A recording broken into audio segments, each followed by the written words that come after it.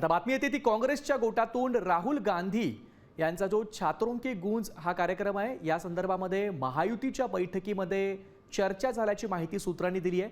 तरुणाईच्या प्रश्नांवर छात्रों की गूंज या कार्यक्रमामध्ये प्रकाश टाकण्यात आला होता आणि या संदर्भामध्ये महायुतीच्या बैठकीमध्ये चर्चा झाल्याची माहिती सूत्रांनी दिली आहे। महायुतीच्या बैठकीमध्ये जेनझीवरती देखील चर्चा झाल्याची माहिती सूत्रांनी दिली आहे। तरुणाईच्या प्रश्नावरती आता महायुती पावलं उचलणार का हे बघावं लागेल। या संदर्भात अधिक माहिती देण्यासाठी आपल्यासोबत जोडल्या गेल्यात आपल्या प्रतिनिधी वैदेही काणेकर। वैदेही, आपण बघतोय की राहुल गांधींच्या या कार्यक्रमाची दखल महायुतीकडनं घेतली गेल्याची शक्यता दिसते।